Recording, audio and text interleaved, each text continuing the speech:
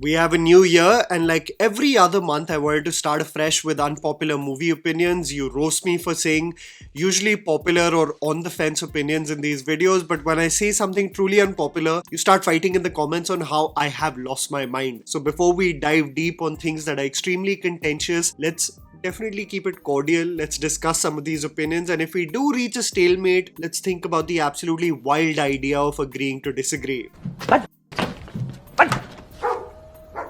Irrespective, let things run its natural course anyway. Getting right into it, here is Tried&Refused Productions with 10 unpopular Bollywood movie opinions you will hate me for. We don't have directors, we have managers. The reason why certain directors are still consistently getting work is because they are not directors at this point, but managers. When you think about the likes of Farhad Samji, Prabhudeva and Ahmed Khan, at least when it comes to the current environment at the movies, you have to realize that these artists have essentially been married into the film industry for far too long. So these are personalities that most people are familiar with, and most importantly, comfortable with. I have heard about commercial projects that have gone on floors without even having a bound script, with many stars associated with the project saying things casually like shoot karte karte figure out kar lenge. If you think that this is an anomaly, you are really mistaken, because this is often the case with commercial projects with star faces. What's absolutely wild is that you may assume that this is only true for Indian cinema, but when you see the making of a multi-million-dollar project like Stranger Things, and you hear the director say that they went on floors to shoot the new season without even having an ending, you realize why the writing plummeted so hard this season. So remember this, that in projects where there is a heavy investment in procuring talent and scale, a budget gets associated to the project due to the association with a popular IP, the script itself, if it is not a direct remake, is an absolute nothing burger of a script, where literal set pieces are designed and then the project manager, aka the director, is essentially given the task to manage egos and somehow stitch this project together as a cohesive story. So remember this always when you question why a director is being hired for a project while consistently being associated with terrible projects that have tanked. They are being hired for their management expertise,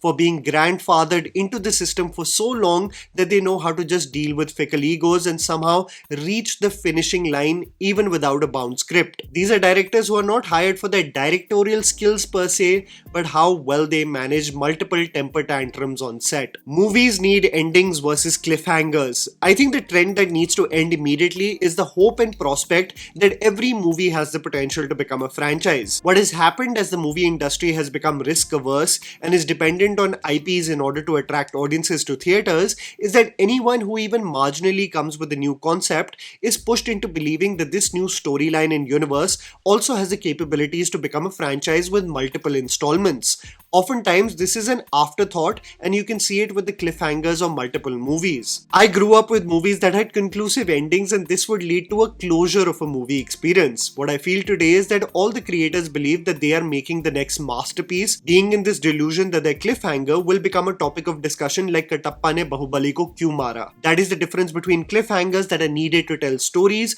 versus sequences that are forced into the narrative with the hopes of a monetary blockbuster franchise. There are so many part 2s that have been promised that we all know will never happen. So I think it's important for creators to stick to ending movies unless the script is so dense that it warrants being split into two parts. The cliffhanger business is actually getting frustrating as a viewing experience for the audience. Most nepo babies in every decade were terrible. There are two elements because of which we drag products of nepotism in the current market in Hindi cinema. One is a lack of talent that is clearly evident when you see their launches and subsequent movies. And second is the consistent opportunities that are handed to them despite such glaring issues in their talent, hoping and praying that they will eventually learn in the process. This is my reminder to all of you that this was the case of products of nepotism every decade that they had been launched.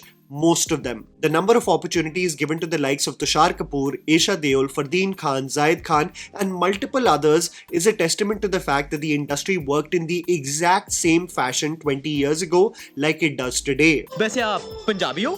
Body shoddy से तो लगता है कि आप एक खाते पीते घर की पंजाबन सोनी कुड़ी हो, दलेर दे कदम तो नहीं हो. We have these beer goggles of nostalgia on where we associate the poor talent back in the day and associate them to some charm.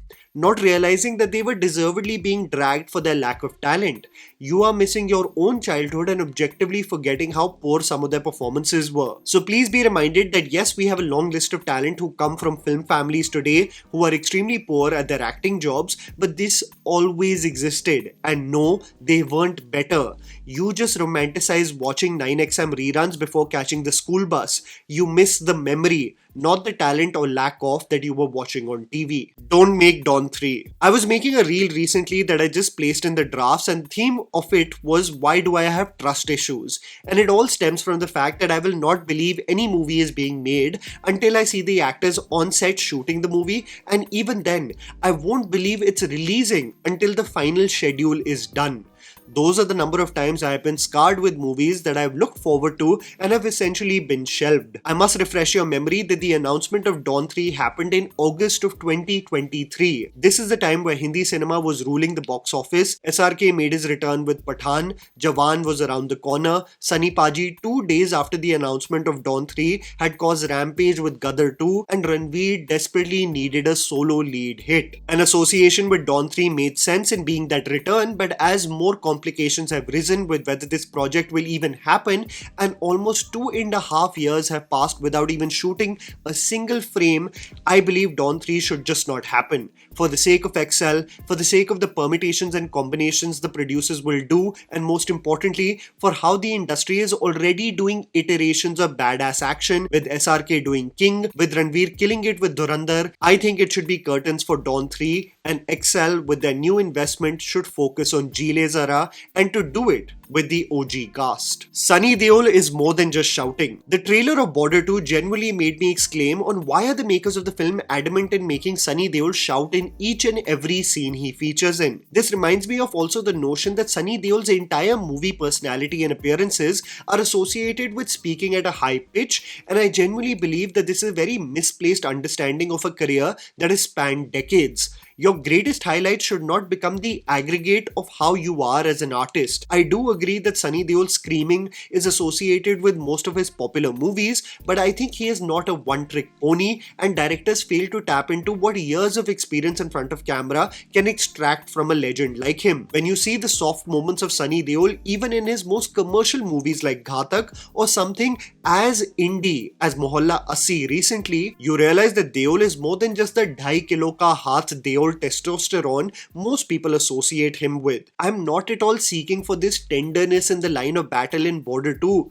when essentially soldiers need to be motivated in war. But I believe Sunny Deol's glimpses in Border 2 have only shown him screaming at the top of his lungs. My only attempt through this point to the makers is that he is much more than this as an artist. Sid Malhotra, Arjun Kapoor and Imran Khan have the same acting range, but Arjun does not have pretty privilege. If the case was that products of nepotism of the 2000s were equally as bad as they are in the current market, I also want to tell you the lopsided nature of criticism / trolling and how the common point of difference is pretty privilege. When you look at the likes of Imran Khan and Siddharth Malhotra, our perception of their performances come with rose-tinted glasses in my opinion, because they are pretty men. The rather mediocre performances also become passable because it's easy on the eye. And I think an actor like Arjun Kapoor bears the brunt of being trolled excessively because he does not have this pretty privilege. So our memories of Imran Khan and Siddharth Malhotra are still sweet and tender, even though a lot of their film appearances are wooden and stale. Arjun Kapoor has some really good performances in his career, and his trajectory may have plummeted over the years because of his own lack of effort, but I think he is excessively getting dragged almost to an inhumane level versus other actors who are bad at their job, maybe in some cases worse than him too. Pretty privilege will get you noticed by a bartender first. You will make the receptionist contemplate bumping you up to a suite at a hotel too, and in the case of public personalities, may protect you from excessive trolling too, क्योंकि तू है ही इतना सुंदर.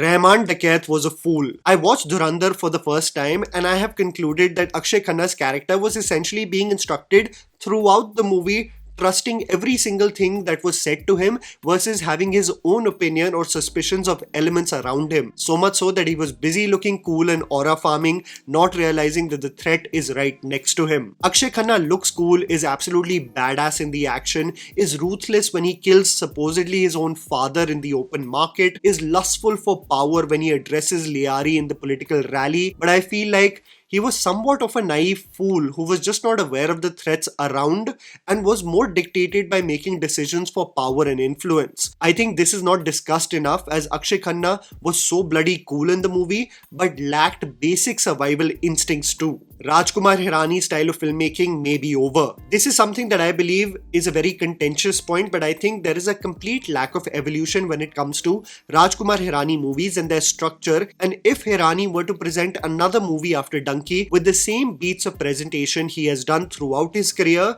then there may be a rude awakening that is waiting for him. I say this because the audience and their perception of commercial cinema has evolved over the years, and Hirani still has the template of wanting to make the audience laugh, think and cry in the same scenes, which worked well years ago but I think has become dated in structure now. What I mean by this is that the same tonality of the background music being forced in every emotion, with the pitch being dialed up to 100, with every detail being laid out versus being felt, with the spoon feeding structure of every scene, I think a lot of what Hirani was celebrated for is now slightly dated in the post-pandemic world. Hirani's next project also is in limbo, and I believe it will be a make or break project to understand where he stands without the consistent guidance of Vidhu Vinod Chopra. Casting in Param Sundari could have done wonders for the film. This is an absolutely wild swing, but I genuinely believe that Param Sundari could have turned out to become an enjoyable ride at the movies, a fun and carefree rom-com from Hindi cinema if they actually cast a Malayali actress with Siddharth Malhotra. You get the Punjabi Munda casting on point with Malhotra, but Janhvi's attempt at being a coconut tree climbing, sickle wielding Malayali was a pain to sit through. If there was a casting of anyone like Kalyani Priyadarshan or Aishwarya Lakshmi, I think the movie would have fared way better being slightly authentic to where it is set versus the caricaturish mess that it eventually became. If one wants to do a job of inclusivity, might as well do it the right way. Baadshah is brain rot done right.